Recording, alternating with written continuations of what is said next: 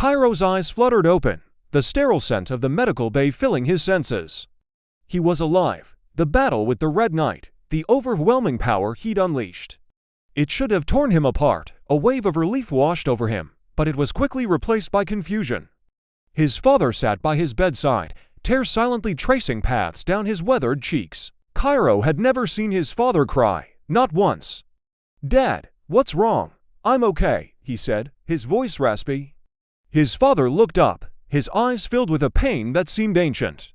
"It's not just that, son," he began, his voice choked with emotion. "When I saw you push your power to that limit, it reminded me of the day I lost everything else." Cairo sat up, concern etched on his face. "Before you were born, Cairo," his father continued, "you had a sister. Her name was Alara." The name hung in the air, unfamiliar yet resonant. "A sister," Cairo whispered. "You never told me. She was taken," his father said, the words like stones. A rift opened, a tear in reality. "It swallowed her whole. We never saw her again. Then, when you were born, they came for you." "The Yahoo!" Cairo pressed, his heart pounding. "The abominations, creatures from beyond the rifts. They sensed your power, even as an infant. Your mother, she fought to protect you. She held them off, gave me the time I needed to escape with you. But they overwhelmed her. She didn't make it." The world tilted on its axis. A sister lost to a rift, a mother sacrificed for his survival. The weight of it all crushed down on Cairo. It wasn't just a random attack. It was a hunt. His power was a beacon, and his family had paid the price. All the training, all the warnings from his father, it all clicked into place. He wasn't just protecting the world, he was hiding from it. Guilt, grief, and a burning rage ignited within him.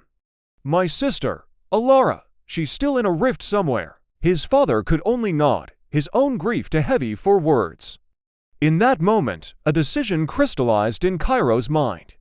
It wasn't about destiny or duty anymore, it was about family.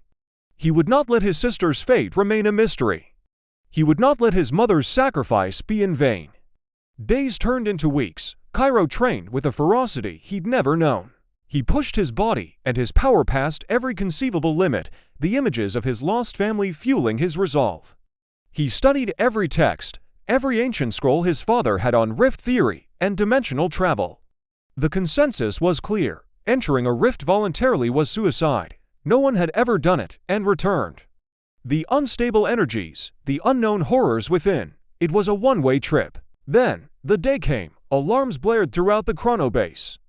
A massive rift was tearing open just outside the city. It was larger and more volatile than any they had ever recorded. Everyone was ordered to prepare for the inevitable onslaught of abominations. But Cairo saw something else. He saw an open door. Ignoring his father's desperate pleas, Cairo sprinted towards the shimmering tear in the sky. Fear was a cold knot in his stomach, but the thought of his sister, alone in some horrific dimension, was a fire that burned hotter. He had to know. He reached the edge of the rift. The air crackled with raw power, warping reality around it. He took one last look at the world he knew, a silent promise on his lips. Then, with a deep breath, he leapt.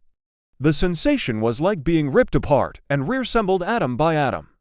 Colors and sounds blurred into an incomprehensible chaos. And then, silence. He landed hard on cracked, obsidian-like ground. The air was thick with ash and the smell of sulfur. A blood-red sun hung in a perpetually twilight sky, casting long, menacing shadows. Before him stretched a fiery, dead wasteland. The ground was littered with the bones of colossal creatures, and in the distance, misshapen beasts crawled and slithered across the barren landscape. The sheer hostility of the place was suffocating. Cairo stood completely stunned, a single thought echoing in his mind. How could anyone, let alone his sister, survive this? The search had just begun. Make sure you're subscribed for Part 5.